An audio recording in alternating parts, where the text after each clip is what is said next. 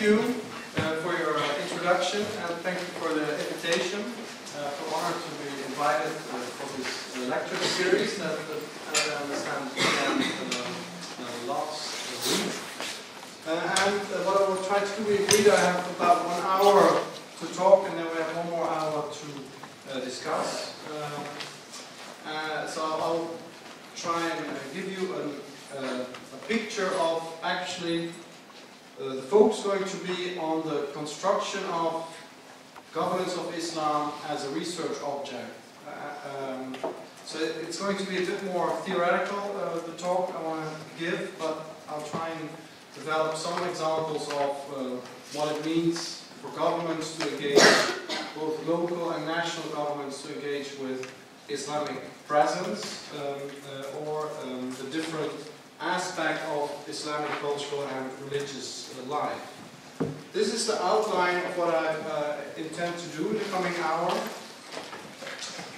So I want to invite you to reflect on how did we think of this as a research object, as a phenomenon to be studied by different branches of science, social scientists, religious scholars, political scientists. So different people have sought to study this process that began. It's already actually almost 50 years of the development of Islamic institutions in Western Europe. And now also in the lecture series you see a new interest for, let's say, the countries in which Islamic presence is after World War II is more recent, even though they have sometimes for Islamic presence dating back far longer, such as Spain or Eastern European countries. And I want to tell this story in terms of 5 shifts, and I will briefly announce them on the next slide. But I want to emphasize that the goal is to reflect on the construction of the research object. So it's less going to be about policies and actual forms of governance, and I'll say a bit more what I mean by that. It's going to be very much on how did this research agenda develop, and in what way is it a broadening of that research agenda. And so it took off in a particular way, which I will call an internal perspective, then moved towards an internal, external, and interaction perspective. Second shift is understanding governance of Islam from a linear to a socio-political perspective. Third element, from national models to beyond models. And the fourth, government to governance, and then I will try and convince you whether it makes any sense to use this fancy concept of governance, what you know from political science, from policy studies, and whether it makes sense to apply it to religious phenomenon and policies and governance of religion. And the final step is a change in our looking at the development of Islam, which is also a testimony to a new dynamic, I think, of Islam as an aspect of our societies and no longer as a subcategory of an integration problematic. And that's of course also still contested whether that is something that needs to be done, but I will try and demonstrate what I mean by that. So that is basically the structure of my talk, and I will start with the first, from the internal to the external to the interaction perspective. What do I mean by that? If we sort of take a rough picture of the settlement of Islam as a Muslim population after the World War, it will be post-colonial migration in a number of countries, especially in the UK, relatively early. For the Dutch case, far less. Post-colonial migration from Indonesia, a bit from Suriname, but for France, of course, post-colonial mixed with guest worker programs. Germany, so there is this sort of settling of Muslim labor migrants since the 1960s, and then there is sort of discovery of a religious life developing, largely oriented still towards home countries. Many labor migrants still with the idea of a return temporary stay for work purposes. But then there is a sort of emerging interest in what this religious and cultural life of migrants looks like. And the first generation of scholars to take an interest are, interestingly, sometimes people who have been active or studying in the colonies, and also then sort of see their research objects, so to speak, coming home. So you see a lot of Islam scholars in the Netherlands in the 60s and 70s taking an interest in this phenomenon. The same goes for France. And what their main interest is perceiving of a new religious community. It's not yet really a community, it's still very much a temporary stay, but then describing the religiosity of migrant workers, essentially. Very much from a cultural anthropology or a religious studies perspective. And they are, and this is a book, I couldn't get a copy which is, or sorry, a picture which is more clearer, but this is an early 80s book, and it's entitled The New Islamic Presence in Europe. So it's, and this is, I think, the image that there is something new has arrived in Western Europe, a new religion, and it may become a part of those societies. And this is, I think, important for this internal perspective, is this focus on the religious life of migrant workers. And then there is another sort of first attempt at grasping this phenomenon in terms of what I call country templates, understanding what it looks like in Germany, what it looks like in France. A lot of scholars in France, like Gülen, Gilles Perrin, published the first work in the mid-1980s on Islam in France, giving a picture of the different ethnic groups, the different organizations, the first religious infrastructure. And this is then sort of repeated for other countries. You have this monographs on countries, Islam in the Netherlands, an early monograph in 1988, and later on also for Germany. Well, focus so on sort of giving the broader picture of the country, very descriptive picture, and then juxtaposing one country next to the other, but still very much descriptive studies and looking from an internal perspective, not so much at the interactions between this Muslim community and their host society institutions.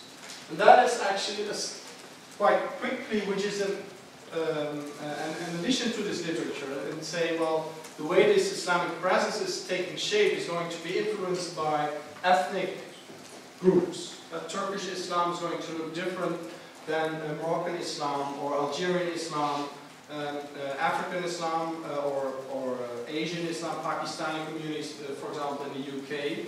So the ethnic origin is of influence, and there's an increased awareness of the different branches of Islam, of different types of religious movement, for example, in the Turkish community between Süleyman Şener and Gürüz and official or Diyanet type of organizations. But then there is also the awareness that the host society context matters. And the obvious sort of reference point for that type of study is ethnic and migration studies, which were already interested in ethnic organizations, and also sort of bumped into the fact that many migrants chose to organize themselves along religious lines. So there is a sort of intersection between ethnic and minority studies and religious studies, which become study of Islam in Western Europe, which takes the host society institutions seriously. And what is the seemingly one of the most important parameters in that discussion, that is the type of multicultural approach or not so multicultural approach that these countries develop. And so we see in the 80s, first policymakers are thinking about what are we going to do with this new religious and cultural presence. Some opt for what is then labeled a multicultural model. I assume you're familiar with this discussion. The British make a case for British multiculturalism. The French, they make a sharp turn in the 80s away from accommodation of cultural diversity towards a French model of integration, which is centered around republicanism. La République, and secularism, laïcité, which is sort of presented as le modèle français, which is opposed to the American model, the American melting pot, and which is also very strongly opposed to the British multicultural model. So that's seen as something that's very foreign to the French tradition of a unified nation. The Dutch make a turn away from multicultural policies already in the late 1980s, but this legacy of multiculturalism is still very important for the Dutch throughout the 90s. And we say the Dutch made a turn in their policy only in the early 2000s, when they more explicitly turned away from multicultural policies. So the obvious focus on most society factors is on multicultural policies, or policies with regard to migration. It's focusing on the cultural life of migrants, not so much on what they do on labor markets, not so much on education of new generations, but very much focused on cultural life. Whether that is supported, ethnic organizations are supported or financed, and whether cultural diversity is seen as something that's enriching society, or whether a strong demand is made for integration as citizens, and that cultural life and religious life should remain something for the private sphere, which is very much something that the French model proposes.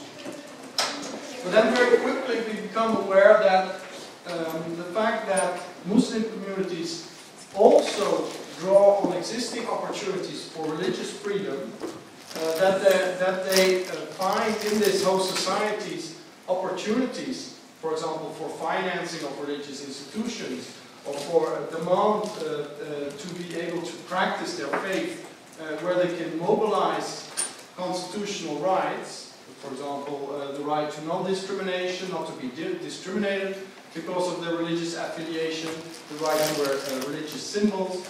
It triggers among researchers an awareness that for this religious life, it's not only multicultural policies that matter, but it's also very much church-state regimes that matter. They will also influence opportunities and the type of development for Islam. Now, for France, of course, this is a very obvious thing, because, as you may recall, the first headscarf affairs in France begin in the late 1980s, and then there is a very strong affirmation of a French model saying in the public school we will not allow religious symbol. The headscarf is a religious symbol, and the Republic will not have that in its public institutions. So this is a sort of a trigger to think, well, apparently these church-state traditions are also extremely relevant to understand the shaping of Islam in the various countries. Another aspect, for example, is for the German case, we know that Germany for a long time remains a very unwilling immigration country.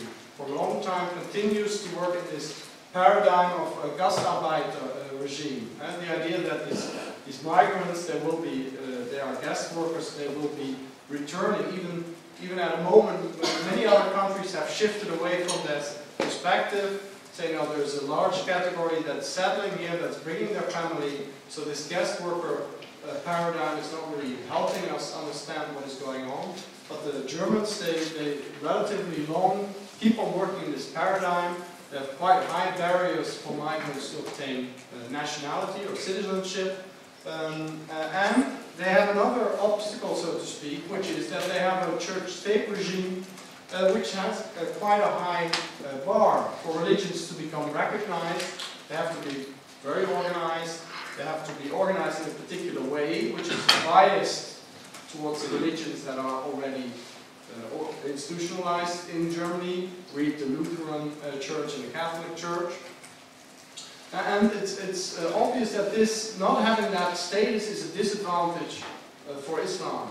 So this is sort of just two examples of the French and the German case that illustrate that people increasingly turn towards church-state elements to understand what is going on. Maybe I should add the Dutch example, because the Dutch have this strange sort of reputation in multicultural and Islam policy is that they were thinking of themselves as being ahead of the rest, of being more tolerant, having a stable and pluralist model, which they claim was because they had a legacy of pillarization. Belgium, of course, also has a legacy of pillarization. But the Dutch claim, well, we've always been a nation of minorities, and see, in the early 90s, the argument is that, see, we've been so easy for us to incorporate Islam. I know things have turned quite spectacularly in a different direction later on, but in the early 90s, this was the image of the Netherlands was that the Dutch are ahead of the rest, and the British and the French and the Germans, they are still sort of struggling with this new Islamic presence. Well, if we turn again to the sort of the study of this new Islamic presence, we see that there is more focus on this church-state aspect, but that it's still very much sort of reciting or description of policies, description of the law. What is the French church-state model? What is the Dutch model? What policies are there? Are there opportunities for financing of mosque building? Is there opportunities to create Islamic schools? But it's not yet what I would say an interactive perspective. And so it's very much, we describe the whole society, but we're not yet really studying how they interact. And this is something which is added to this literature from the mid-1990s. That is when the political scientists and sociologists also sort of move into that field, and what they bring with them is a social movements perspective. Some of you may be familiar with social movements literature. Ruud Koopmans is a Dutch scholar working in Germany who has done quite a bit on this. And social movements literature brings a very dynamic perspective and a very theoretically informed perspective to this research field. And that means that the questions become more social scientific, less merely description, but looking for explanation and describing patterns of institutionalization, saying, well, the Islamic institutions that we see arising, they are not the same everywhere. We see patterns emerging in France, in Germany, in the Netherlands, and the explanatory question becomes, why do they differ? Why did the process start earlier here than it started there? What are the factors shaping this process? And as you know, the social movements tend to combine a study of internal factors, such as the resources communities have, or organizations have. For example, one of the explaining factors for Turkish Islam is that there is an official branch which is quite strongly supported by the Turkish government, but that the Islamic institutions are differentiated in religious denominations, that it strongly remains oriented on Turkey, so it's very oriented on Turkish state and on Turkish national identity, and that this is a remarkable aspect of Turkish Islam. I don't know if you noticed it. We had a discussion half a year ago, no, not even half a year ago, 3 months ago, about the integration of Turkish communities in the Netherlands, still on this aspect of Turkish Muslim organizations are still oriented, financed by Turkey, and they are happy with this, and the Dutch state says, well, this cannot be the end result. You know, we should move ahead, and you should become more Dutch, or should assimilate. But this is something which is sort of striking researchers, that this is a remarkable trait of Turkish Islam, and then they are trying to find explanations for it. Well, in this case, you would say, well, part of the explanation is the internal factor. It's because Turkish Islam develops in a different direction than Moroccan Islam.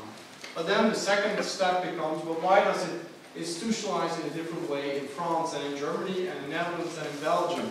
And that's when we start looking also to this receiving society aspect and how they are interacting. And then there's a broadening of this host society factors, which is incorporating these church-state regimes and the citizenship models and integration policies. So the model becomes more dynamic and it becomes more differentiated. For example, for the church-state, we become increasingly aware that church-state regimes come in different varieties. Normally in constitutional law, the threefold typology exists. The systems with a separation of state and church, sometimes more strict, as in the French model, or in the American model, or in the Turkish model in a variety, specific variant. We have systems with a cooperation model, such as Belgium, Germany somewhat differently, so that usually these are states which have collaborated with a particular religious community, often the Catholic Church in Catholic majority countries, but also you find it, for example, in Scandinavia, dual establishment. So you have two established church, a Lutheran church, for example, which is recognized by the state. And we have pluralist systems in which there is not so much an established church, but there is a even-handed way of going about with religious communities. So you can also argue that Belgium actually fits better in that category. At least for the Netherlands, there's always an example of a model of separation constitutionally, but a very pluralist approach to different religious communities, because it is a nation of religious minorities. So Catholic and Calvinist have an equal standing in that model. So we see a sort of a fine-tuning on the church-state regime, on receiving society, and then the research agenda becomes far more dynamic, and it starts looking at issues such as strategy and leadership, and important explanatory factors to understand why Muslim communities are more or less successful and what kind of direction they are taking. But it's also obvious that opportunities for Islam and the type of institutions that emerge, and the number of institutions, how many mosques, for example, and are they newly built mosques with minarets, or are they still sort of in what the French called l'Islam des caves, so in the basements of the big HLM complexes, apartment complexes. There are prayer rooms, but they're not really pretty and they're not really sort of functional for their purpose. And this is seen as an illustration of a society that is unwilling to give room to Islam. And another aspect in this approach is that it's very important how issues are being framed by policymakers. Are they framed as, for example, are they framed as being about a new religious community claiming equal rights, and a need to rearrange the system so that Islam can find an equal place compared to other religious communities? So in that frame, Islam appears as a minority religion alongside Catholicism, Protestantism, Judaism, or is it framed very much in terms of an integration problem? Saying, well, this is not so much about accumulation of religious to the group, this is very much about an integration process of a new migrant group that is finding its way in the society. And in that perspective, it's not so much about granting rights, it's more sort of trying to give incentives for that religion to transform and to accommodate and to adapt to the new context. And of course, these are extreme cases. In many policies, you will find a mixture. And up to the present day, now all the discussions now going on about radicalization, it's still about this, how do we see this process of development of Islam developing? And do we frame it as an integration process, so that if properly integrated, Islam will be a religion that is more easily incorporated, functions as a relatively privatized, for example, religion, or is the very public presence of Islam, is that a sign of non-integration? This is sort of just the first sort of development I tried to sketch, going from discovery of this research object, religious scholars, anthropology, towards a full interaction model that tries to understand host society factors and internal factors. And I come to a second major shift, which is what I call from a linear to a socio-political perspective. Now there is this monograph by a highly esteemed colleague, Nico Landman, and I must apologize for always nagging about the subtitle of his book, which was From Prayer Up to Minaret, because I used it in my PhD to emphasize this strong metaphor of we're going from a situation of exclusion and marginalization in which a migrant worker is praying in a corner of a factory on a prayer rock, and at the end of the process we have reached emancipation, and the minaret and the purpose-built mosque stands for the end phase of emancipation, when this process more or less complete and done. And the metaphor very much gives a particular view on a process. Go from a position of marginality, you emancipate, you organize yourself, you demand recognition, and then the society recognizes you, and you're able to establish yourself with a symbol, with a building, and the minaret is sort of the end process of that development. Now with that metaphor come other images. And again, a metaphor is not an incorrect image, but it's a particular version of reality. And this, I just want to sort of emphasize what this metaphor is doing for us.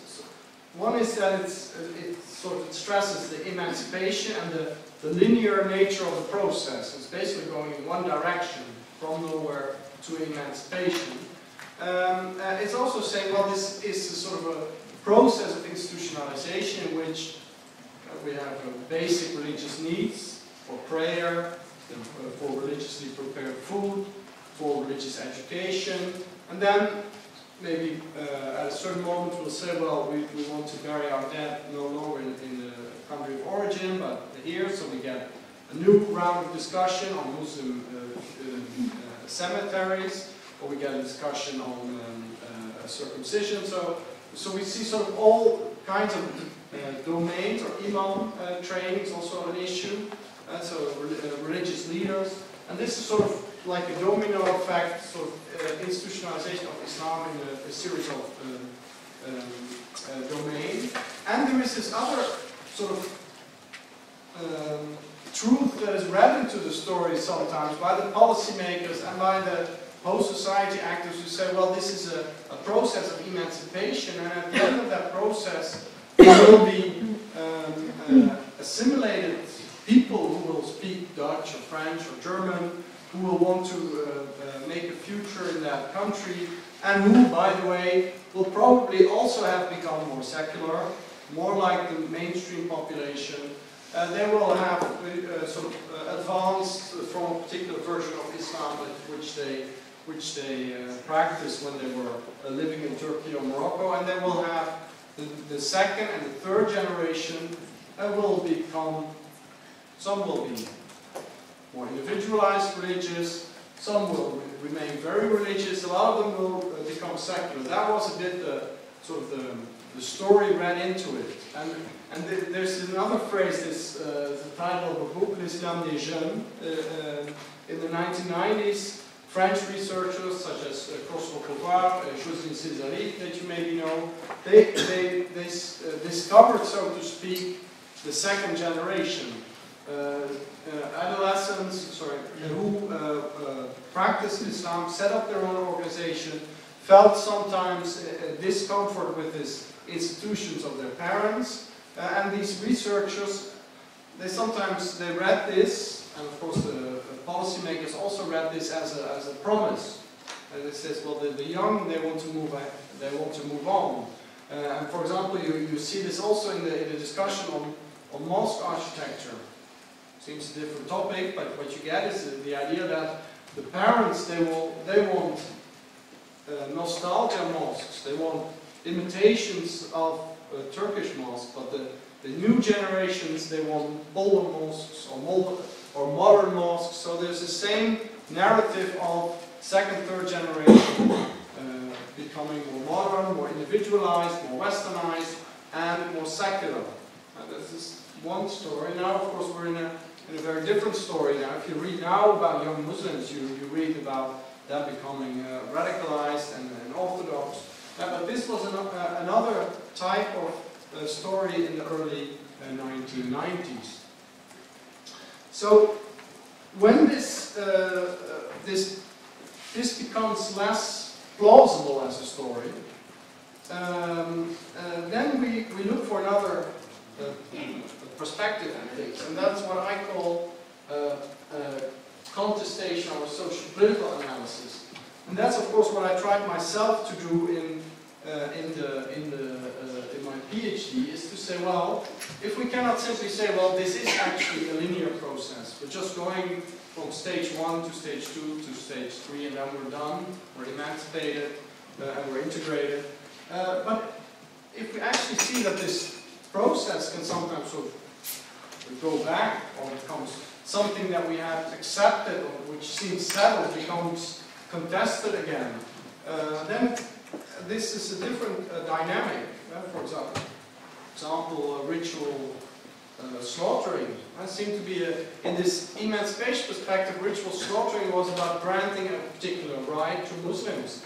Many countries took exceptions they had for kosher food, for Jewish ritually prepared food, and they say, well, now we adapt this and we grant it to Muslims. So in this emancipation narrative, that seemed, well, that's another thing that is done, another cross on the list. But then you see that 10 years down the line, it becomes highly contested again.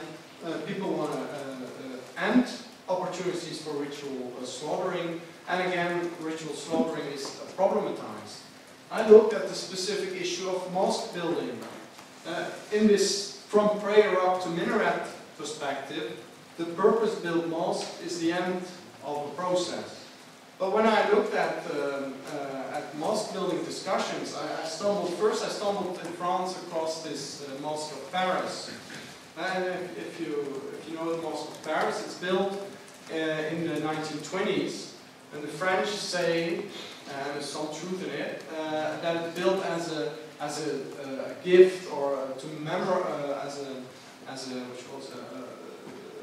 honor the Muslim soldiers who had fought in the First World War. So France had an important colonial army, and they fought in the First World War, and they fought in other wars as well. And the mosque is presented as something to honor them by. But that's not the only meaning it has. It also was meant to be a particular branch of Algerian Islam. Algeria is still, of course, occupied by France till 1962. So it was also a way of co-opting that Algerian Islam in Paris by giving it a seat, but then under the control of the French state, and to be able to say in Algeria, look how well we treat your religion. We even built a mosque in Paris to show that Paris can be the capital of this colonial empire. And Islam is a French thing in the end, because we can have its core symbol in the center of Paris.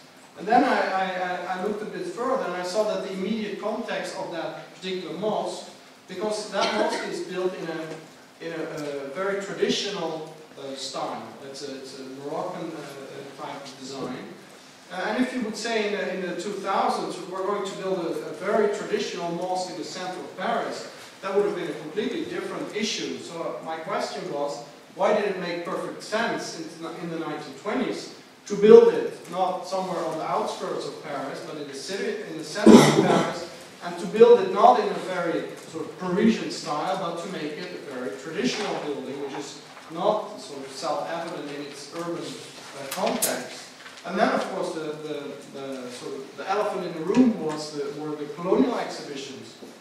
Because the colonial exhibitions were very important in the late 19th and early 20th century. And what the colonial exhibitions, you've had them in Brussels, also very big colonial exhibitions. They were huge terrains with a lot of pastiche or recreated buildings from the colonies, notably.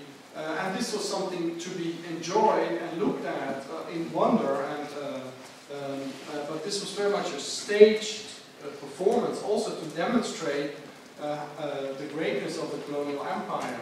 And what the French also built on those colonial exhibitions were most buildings, and not in a modern style or a French style, no, in that traditional style. They were meant to reproduce, give the atmosphere of Algeria. And for example, in Marseille, you've had two big colonial exhibitions in the early 20th century. And Marseille is, of course, but peculiar because it's just on the other side of the Mediterranean, and the climate and the landscape is a bit similar. So this whole sort of recreating Algeria seemed particularly plausible in in Marseille. And so to me it showed that it's not a mosque per se which is problematic or welcome or not welcome, but it's very much depends on what meaning is given to it. If it's a symbol of French Islam or a symbol of the exotic, it may be attractive and it should be in the center and it should be as big as possible.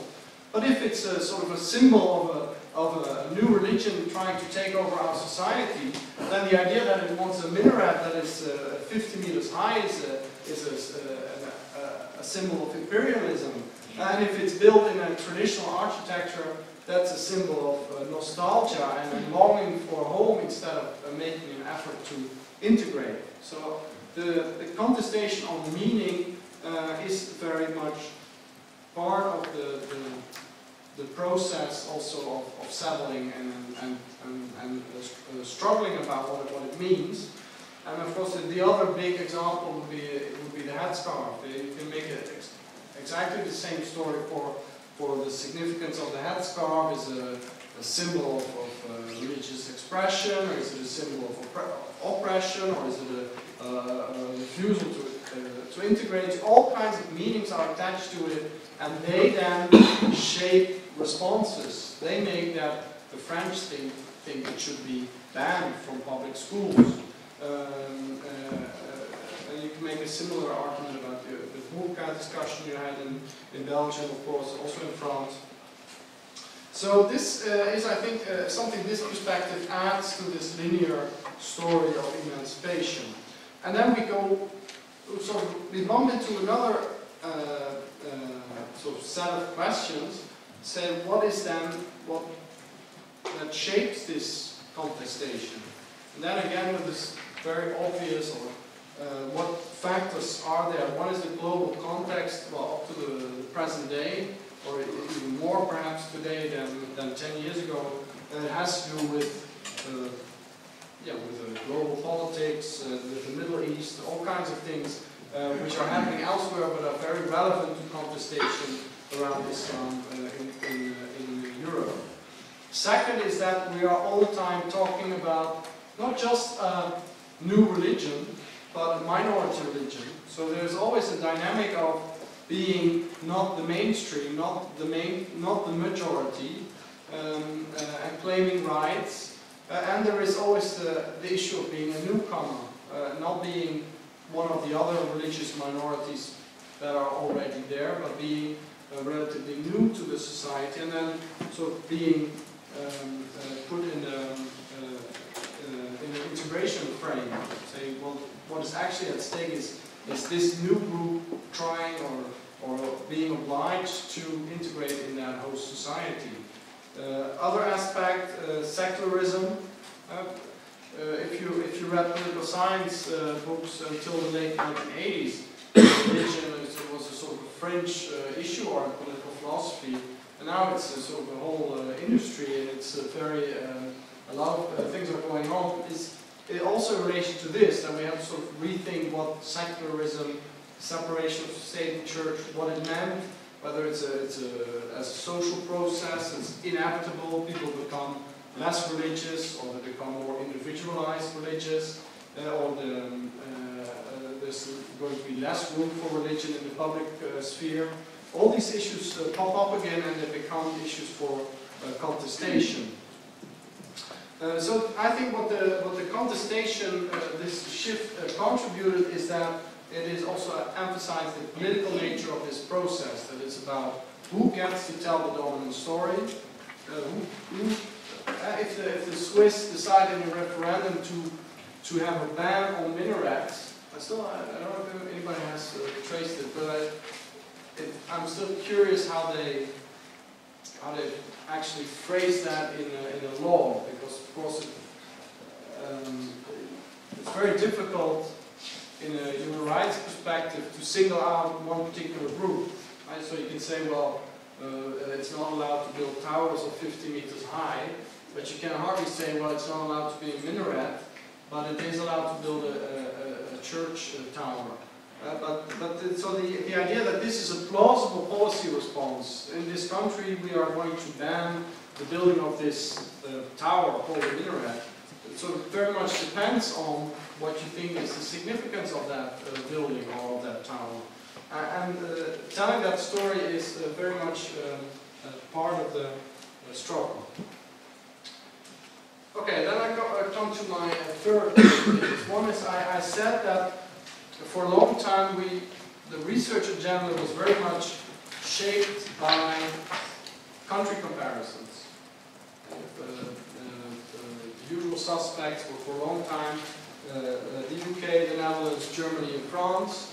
This is maybe a book you may have heard of, To American Political Scientists, Muslims and the State in Britain, France and Germany, 2005. It's very paradigmatic for that approach, and you have several type of studies that do this. Say, we look at the church-state regime, we look at the immigration policies or the paradigm, and then we compare countries. And what we find is differences, and these differences should be explained in terms of those country characteristics. And the story for a long time was France is not doing so well, so little mosque, real mosques are being built, such a fuss about religious symbols and a headscarf, and the UK is doing better, and Germany is catching up. So this was a bit sort of the broader conclusions, and these were then phrased based on the explanatory variables. Again, the Netherlands for a long time seen as a kind of example that, well, because you have pillarization, that's why you made such progress in giving a space for Islam. And then there came another round of critique, and this is a very beautiful book, I think. It's also very expensive. By John Bowen and Bertozzi. It's European States and the Muslim Citizens, which I think, together with a series of publications on journals, so they are if your university has a subscription, they very much try to go beyond this idea. We have a national model, it's more or less stays the same, and it's what causes differences. And this beyond models has a series of aspects to it. One is say, well, we shouldn't just say it's the state-church regime, and the state-church regime is actually written down in the Constitution. It's a sort of a legal text which say, well, this is the relation between the state and the church. Are there opportunities for financing of churches, for religions that are recognized, as in the Belgian system? And that's the state-church regime, and that's basically it. Or should we also look at policy measures, things that are introduced maybe for 10 years, so that the model, the constitution may remain the same, but actually you see quite important shifts in the significance of the model. Just an example, as you may know, in the Netherlands we have equal position for faith schools, non-governmental religious schools, and state schools, and they are equally financed. So the model has not changed. We still have this Article 23 in the Constitution, but the freedoms of religious schools have been curtailed, sometimes for good reason. For example, we have non-discrimination legislation, which is more and more imposed or protected within those schools. They cannot discriminate against pupils because of religion. But it's a bit unclear whether, for example, Jewish Orthodox schools can discriminate its teachers and its pupils on the basis of religion. Because they can say, well, we want Jewish schools, so at least we should be able to say, well, we want Jewish pupils.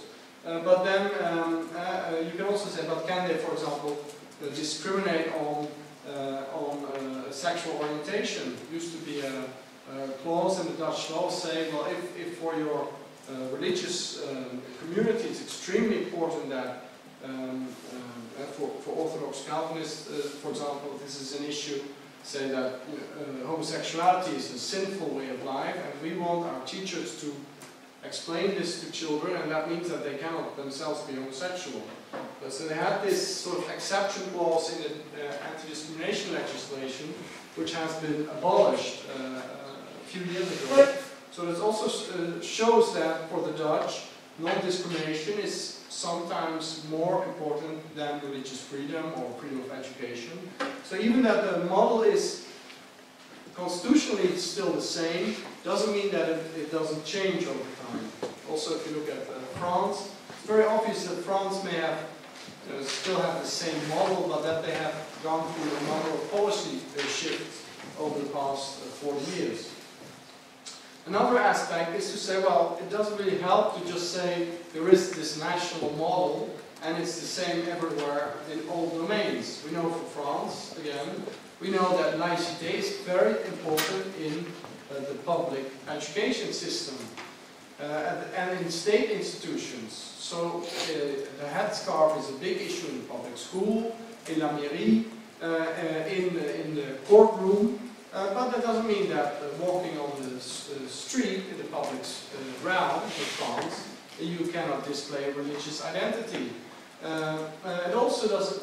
France, if you look at, for example, the prison system, France is willing to accommodate to religious needs in that system. So you cannot say France is hostile to religion everywhere and all the time. France has a system that also protects religious freedom. So you have to look at domain-specific issues.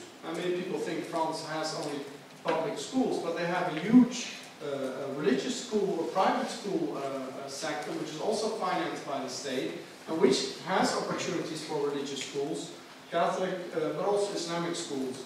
So there's a second sort of dimension to this, saying we should be more attentive to these kind of differences. The model is not the same in every domain, in every sector, and it changes over time.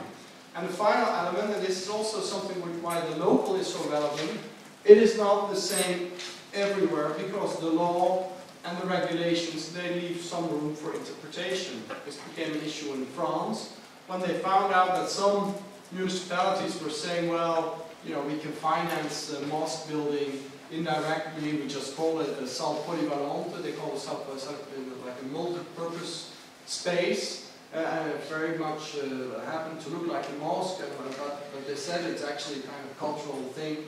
And then they financed it in France, which is sort of as a model, so we are not financing religion.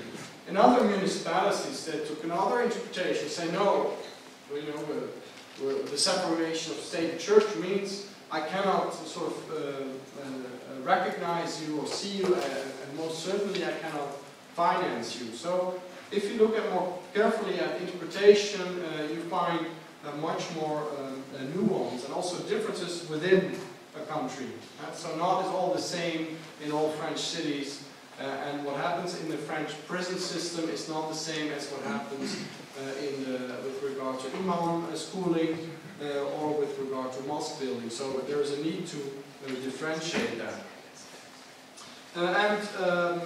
John Bowen, the American scholar, very influential, I think, is saying, well, people use these national models to tell their story. I always had each time I did an interview in France, they, the second sentence would say, in France we have this model and it's called laïcité, and and you don't understand that, and it's very different. So there's sort of a need to sort of tell the approach in terms of the model of laïcité, so that it's very much a discursive tool to explain what you're doing. And France is particularly good at that, because they very much define their national identity or their state institutions in terms of le modèle français, the Republican model. The French Revolution seems to be one narrative. And for the Dutch, for example, would be very less clear. I don't know how it would be for Belgians, but if you would say, well, explain me your national model and name me 3 philosophers who are grounding it, the Americans would know who to mention. They say the Federalist Papers, and then the French would most certainly know who they would have to refer to. But for the Dutch, and maybe for the Belgians, it's less clear to say, well, our national model is a kind of philosophically developed system. The final point I want to say on this sort of problematizing of this national model is to say it is being shaped by different legacies. I already mentioned the colonial legacies a few times, very relevant also for France and for the UK. So it's not only the church-state regime that sort of developed autonomously. Often Islam has been treated as a separate issue, because Islam had always been dealt with within a colonial paradigm. For the French, they had 150 years of experience with Islam policy, but not with laïcité applied to Islam, but with colonialism applied to Islam. So this kind of legacies is also relevant to understand what states are doing. Now, I will be a bit more brief on this, because this is in a way something that flows from these shifts, is the idea that maybe then we shouldn't just look at what the state is doing and at what the law says and what the policy plans say before they are applied, or they're just written down. We should also look at what is actually being done in practice, and this governance perspective is helpful in that, because it says, well, steering of a process or creating opportunities for Muslim religious life is a more fluid process than government intervention suggests. It's not always intentional, it's not always based on a policy program that's being implemented.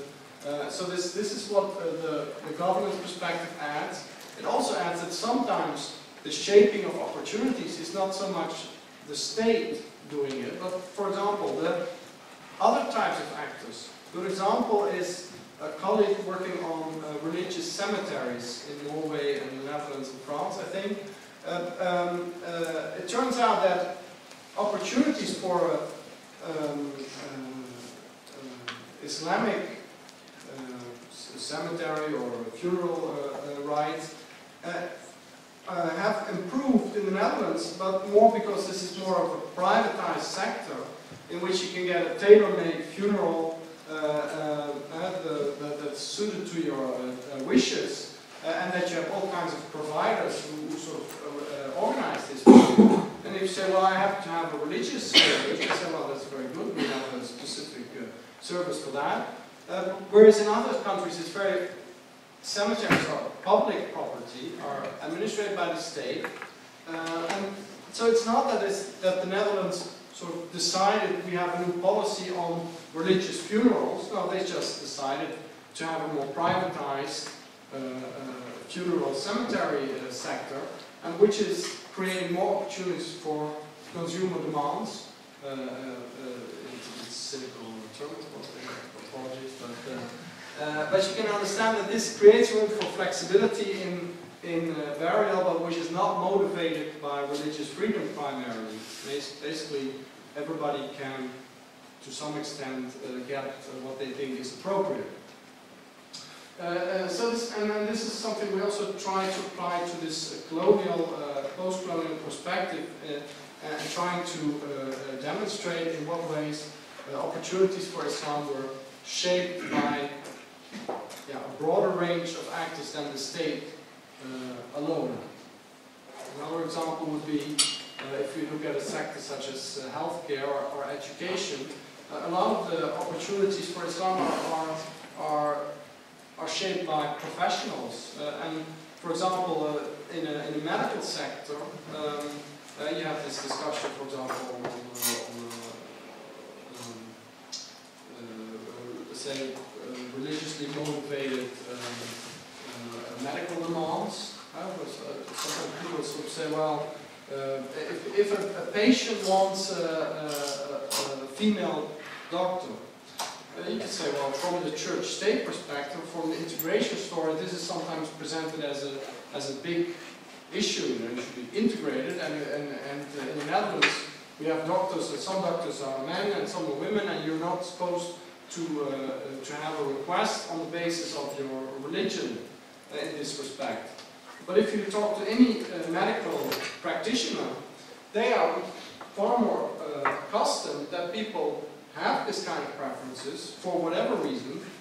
Everybody has a preference. Say, well, I would prefer to have a female doctor or a male doctor.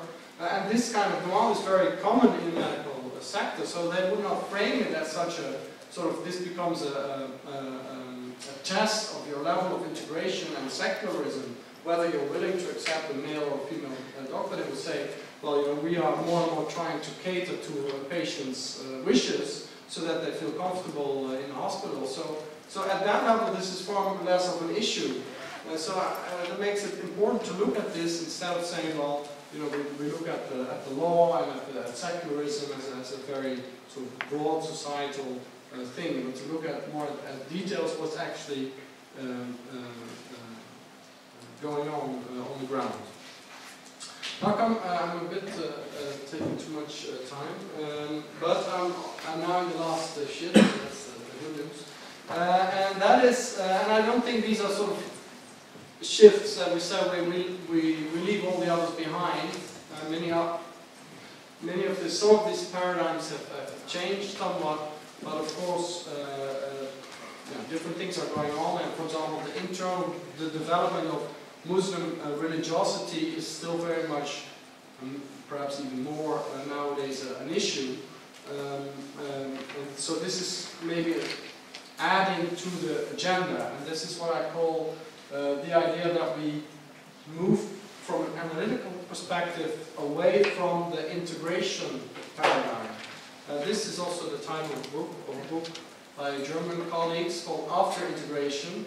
It's trying to create a rupture, saying the development of Islam is a sort of subheading in the integration of labor migrants in Western Europe since the 1970s. To say no, we want to look at this also as a process which is simply going on in our societies and which is not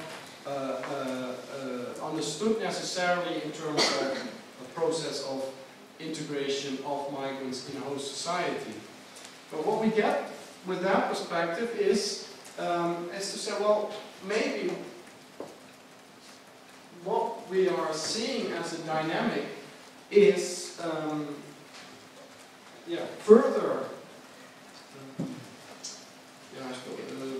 sources of conflictuality or contestation. Because for a long time the discussion has been, how is a society going to accommodate to their demands or wishes or needs? Muslim communities ask for places to worship. Oh, we have to think about what are we going to do with mosque building. They ask for religious schools.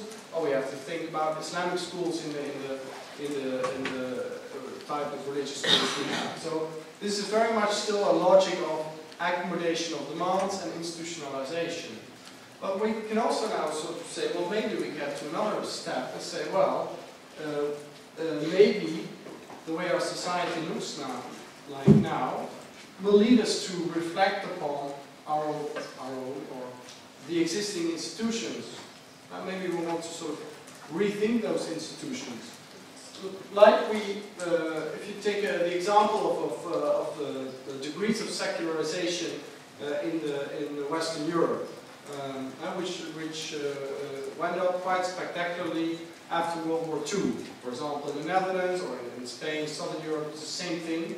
You'd say, well, this society has changed so much that some of its institutions are no longer making sense to the majority of the population.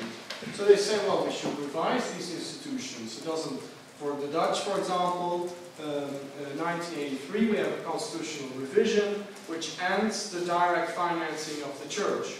No longer priests are no longer public servants. That's 1983, so that's about 40 years ago. That is in part a result of the changes in that society. In the early 20th century, this was still a self-evident thing. The state pays the salaries of priests. At the turn of the century, that has been changed. Well, if you apply this to this discussion, you get what Tarek Moudouk says, well, maybe we are, we want to maybe change these countries or have a say in that change. And then we say, well, maybe we see the issues here as well. One issue is our understanding of secularism and state-church relations very much still informed by a Protestant, belief-centered vision of religion. So that we basically think to be a religious person is that you have particular beliefs, that you are sincere in those beliefs, that you want to practice them, and in the end, the religious freedom is very much a kind of an expression of a religious mindset. People say, well, maybe that is not a view of religion which is neutral. Maybe that is a view of religion which is problematical for other types of religion. Maybe these should be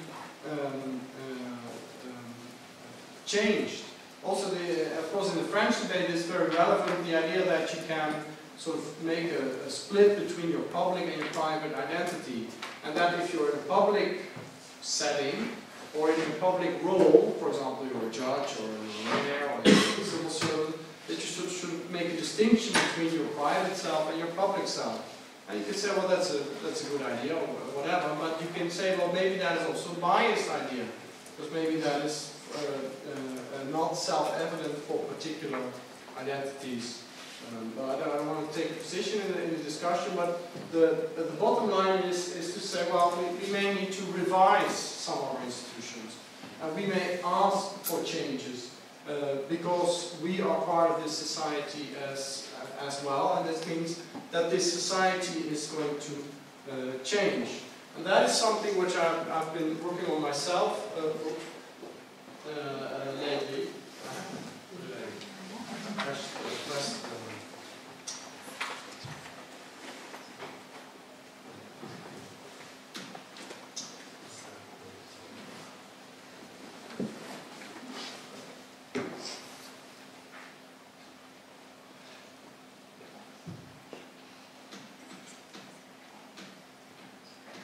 That's the last slide.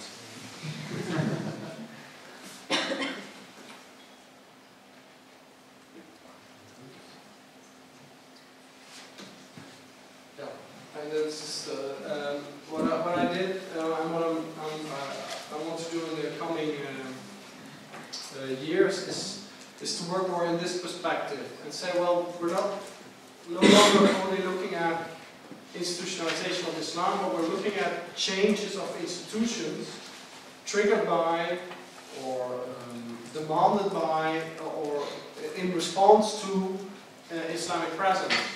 And what actually often happens is that we see not so much, sometimes this means that we limit or we change institutions for everybody, but not sort of, for example, towards religious demands, but away from them. Example is financing of houses of worship. This has been a demand of minority groups. Let's say, well, we are relatively poor communities. Many come from this labor migrant background. We are historically disadvantaged because other religious communities have always been financed by the state. They have all their real estate in good shape. Many of them are monuments, so they're also renovated, and the cost of upkeep are paid for by the state. So historically speaking, we're at a disadvantage. So some countries have, for specific periods of time, subsidized mosque building. So, well, different arguments. One is, indeed, there is a historical disadvantage, or pragmatic, say, we want you to have religious freedom, and if you don't have the resources to have a proper place of worship, the state should come and help you. Or strategic, say, well, we prefer to pay it ourselves than to have Saudi Arabia pay for all the mosques. So, for whatever reasons, we see that states have actually been doing this quite substantially. But what also has happened is that we sort of have looked again at this legislation and said, well, indeed, it is problematic if we finance churches and we don't finance synagogues and mosques. But the solution is not to start financing the others. The solution is to stop financing all of them. And so you can also go in the other direction. Say we have now equal treatment. This is you're all not going to be financed. So this is what happened in the Netherlands, and in France they for a long time discussed this, whether they should have some kind of scheme to finance mosque building. They keep on having a relatively unfair system because churches are by and large public property in France. The cathedrals are owned by the state. The Christian churches are owned by municipalities, all those that are built before 1905. And that means that there's public money spent on their running costs now. So you can say, well, this is a bit unfair if you look at the equal treatment of religions. But for the moment they have created some exceptions, such as having a cheaper tax regime, which apply to Muslims. But they haven't sort of created really a financing scheme. Spain is also a very interesting case, because if there's one country which has a system of separation but is heavily biased in favor of the Catholic Church, it is Spain. In Spain you have a system in which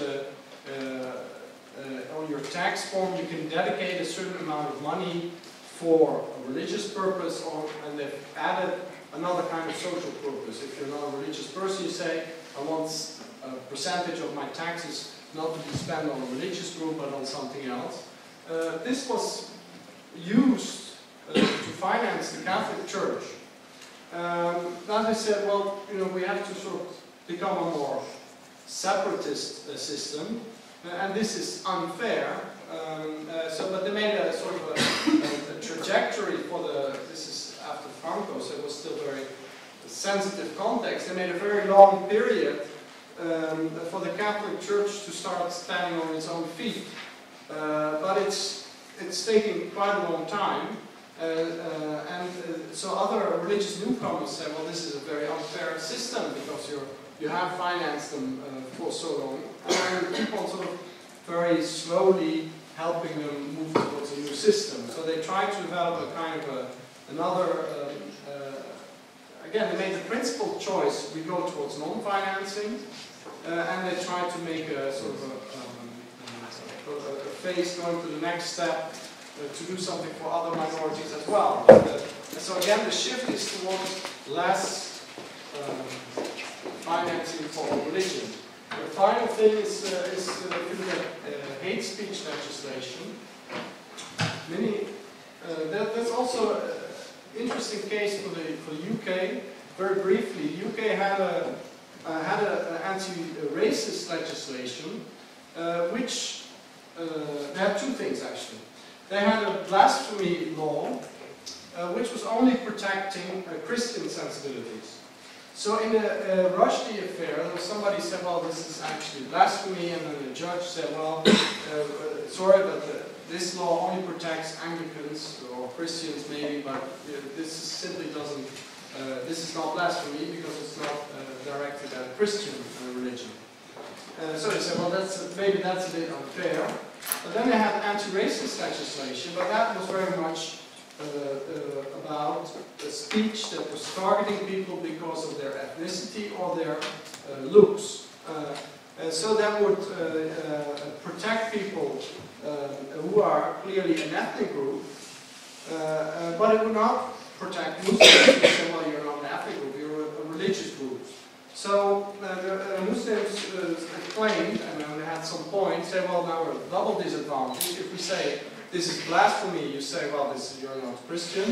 If we say, but this is racism, you say, yeah, but you're not an ethnic group. So they sort of, in this process, they tried to revise this racial religious hatred act to say if somebody's targeted for his religious affiliation, and it's not sort of a reflection on the nature of Islam, but it's really hate speech directed at Muslims, that should have the same status as hate speech directed at an ethnic group or as a racial group. But at the same time, what they said, well, there was a bit of a quid pro quo, is that they abolished the blasphemy clause. So, well, that is no longer of this time to say the state will intervene if somebody offends God. So they again, it's a measure, and the Netherlands has also done this. So blasphemy is sort of seen as this is not what a modern state wants to do. It wants to maybe punish hate speech, but it's not going to intervene because somebody has questioned the word of God or offended religious feeling. So I think this is an interesting sort of new dynamic in saying, have a critical look at our own institutions. How do they perform in terms of equal treatment of everybody in our society? Are they biased towards a particular group for historical reasons, or because they are a majority, or because they are the Christian groups? And if it is biased, are there reasons to change it? And then also look at the dynamics of that change, because it can mean that in the end, religious people will say, well, we are worse off because sort of our opportunities or our freedoms are being restricted because they are now asking for those freedoms as well. That's one possible interpretation.